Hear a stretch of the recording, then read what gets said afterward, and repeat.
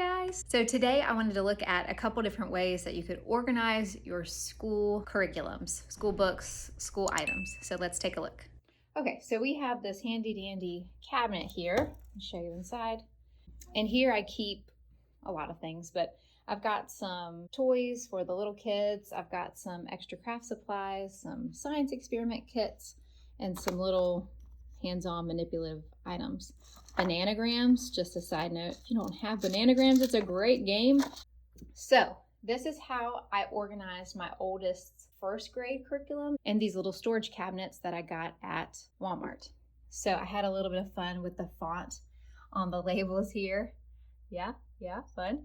Okay. What led me to choose this setup for his curriculum is that some of the curriculum came with little books and little items and flashcards and things, and so that wouldn't all fit well and organized into a bookshelf, so I wanted it to be in little drawers where it could all stay together. For language arts, we used The Good and the Beautiful for first grade, so it comes with a course book, and then it comes with these phonics cards, which you end up organizing into 3 different little baggies throughout the year. That was all gonna be a little too crazy to just put in a bookshelf. So I wanted it to be in one drawer we could keep organized. And then also with Good and the Beautiful came reading items. So we have a separate drawer for those because they couldn't all fit up here. So it comes with a reader book, it's pretty thick. And these little mini books, which are not, they're not like glued or stapled together. So I just didn't want these things just sitting all out on the desk where they could just be thrown around and make a big mess. Okay, and then in our writing drawer, we have this dry erase writing board that came from the Dollar Tree. Whoop, whoop. And we also have our little writing pad, also came from the Dollar Tree.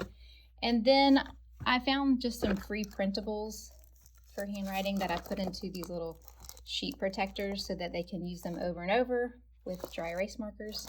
And this is where we keep a lot of our writing utensils as well. Okay, and then we have a science drawer, which is just the science book. Math drawer is just the math book, and Bible.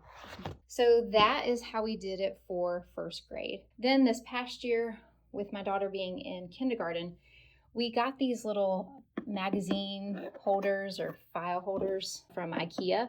It was a 2-pack for $5, but they actually also have some patterned ones at Dollar Tree, which we just found recently. But I could just keep her books in here really easily, and I felt like this was a nice way to keep things organized without taking up too much space on her desk, and I like that. And then her writing utensils are just in this little tote, and it also has her other craft supplies like scissors and tape and glue sticks.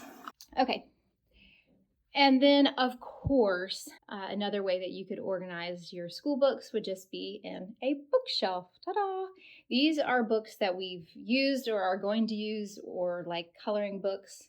This is our Star Store fun box. If you don't know what I'm referring to, I'll link the video below, but this is like prizes that they can earn by doing really great in school. Okay, so that's how we organized some of our things. It's kind of a work in progress. Just every year we figure out what works best for what we are using that year, or we learn from just as we use things and go, I don't like this system, let's do it differently. We're always redoing things. So hopefully that helps spark some ideas for you. And if you have other awesome organizational ideas, please tell me below because I love that stuff. So don't forget to give this video a thumbs up below and subscribe, and I'll talk to you soon.